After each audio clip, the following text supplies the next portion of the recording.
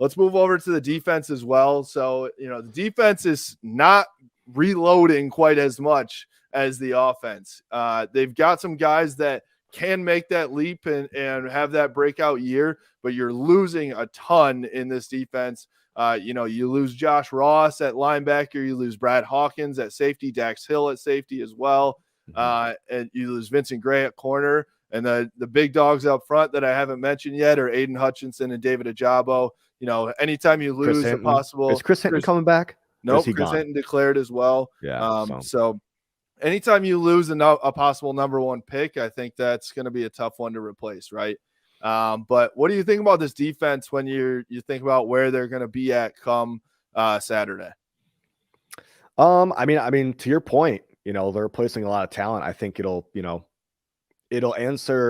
hopefully answer a lot of questions for, us in the media and Michigan fans and about what this defense will look like and how they'll compare to last season.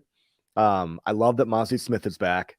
Julius Welschof, I mean, he's a guy that could really have a big year. We were talking to Zach and Keegs about that on Monday. Talking about even just like they're just doing combine numbers. And I get, combine numbers aren't everything and whatever. Right. But I mean, for him and Hutch to be compared to like the Bosa brothers and TJ Watt, right, and like the Watt brothers, like he's right up there with all those numbers there. I mean, he's a freak athlete. Right. To clarify, they didn't compare him to that on the field, but they said if you put Hutch and Welschof in the weight room, Welschof is doing all of the same numbers and putting up the same weight as those guys. So, if I'm a coach, I want to put that guy on the field and figure out how can we use somebody that's that strong, right? Right. Yeah. So I think the D-line will be the spot that needs the most help. No, I'm lying on that because you still got Mike Morris, Chris Jenkins. Mike Morris, I think, is going, I think a lot of people are looking to Mike Morris to make that leap. Maybe I don't think he's going to be an Aiden Hutchinson, but I think he can be a David Ajabo to where he is disrupting the backfield. Ajabo, I think, benefited from everybody double teaming Hutchinson, but I think Mike Morris can get on that level. Now, on the other side as well, you've got a Jalen Harrell that's going to play the edge. Braden McGregor is going to be a junior. Braden McGregor too. So I think there are guys there. It's just, are we going to see them make that leap? And so that's what I'm interested to see from these guys. Are they going to, actually take that giant step that we're looking to get them to make? Now, on the inside, you talked about them, a few of them already, but Mazi Smith, Rayshawn Benny is one. He's a redshirt freshman that I'm really excited to see on the interior. He was a big get for Michigan, flipped him from Michigan State and everything like that.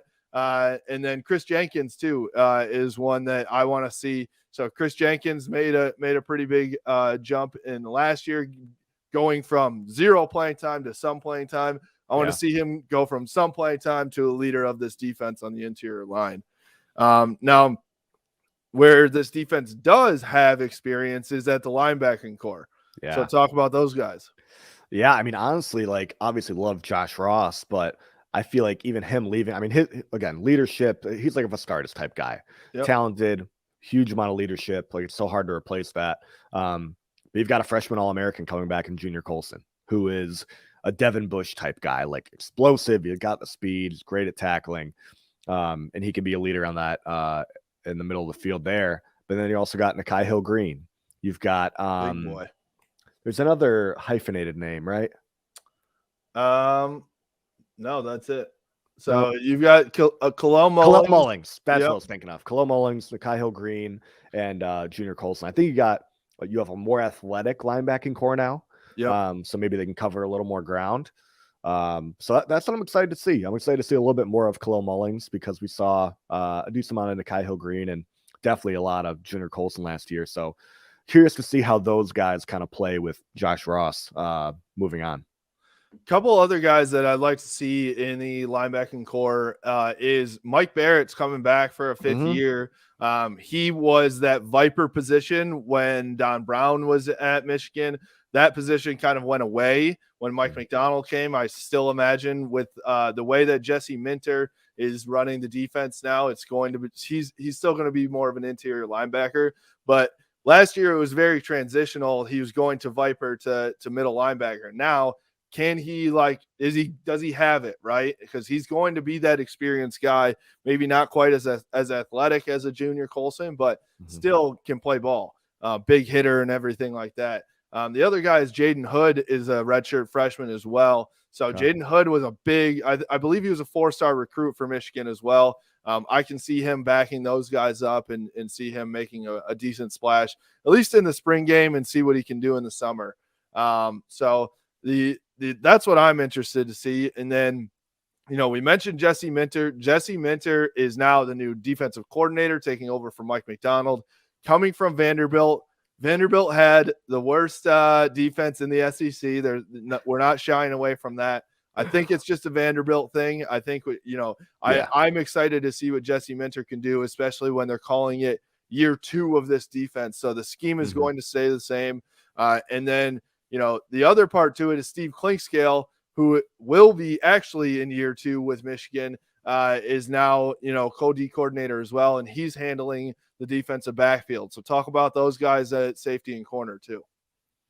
Yeah. I mean, honestly, for me, I can't name more than 2 guys, I don't think, in that secondary, because you talked about how Dax Hill, Vincent Gray, Brad Hawkins.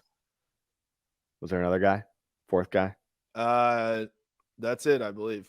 Okay, so those guys are all gone. I mean, that's replacing some big names, but you got Will Johnson, freshman, wearing number 2, 5-star recruit, number 1 player in Michigan that we'll be able to see play on Saturday.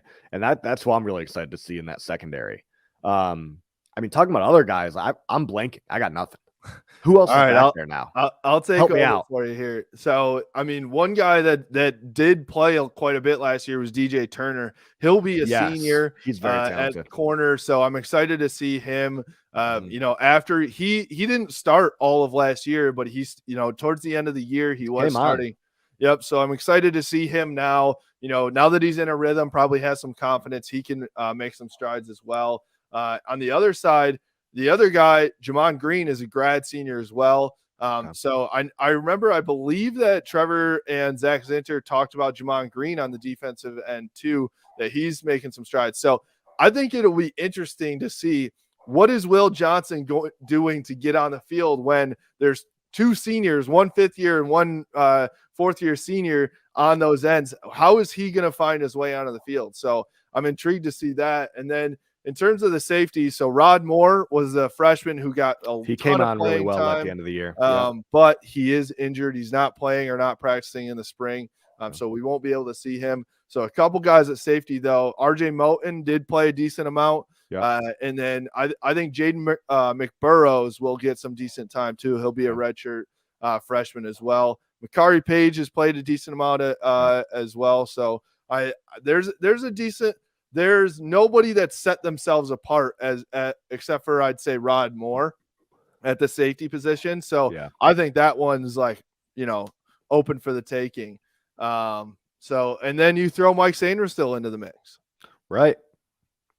Yeah. I mean, we know how for me, it's crazy to me that they're putting him on the defensive side of the ball, because I always thought of him as like a top 1, 2, 3 receiver. I mean, he had 2 of the biggest catches for Michigan last year. I mean, that Nebraska game, him diving over the middle of the field to make a catch to get them within, I think, 5 yards of the end zone. It seemed like he was always kind of like making the right plays, making the crazy catches. So for them to move him to play both ways, he must be very, very talented. And I'm curious to see how he plays on Michigan's defense. Well, I wonder if the reason that I just said has anything to do with that there's nobody standing out. So they're looking for a guy. And I will say, where they're playing him right now is playing him at the nickel position, which is not a safety that's in all the time. A nickel only comes on in certain packages, when they're trying to prevent the pass. So it'll be interesting to see, how much he actually is on the field. And if he actually is playing both ways. I would love to see it.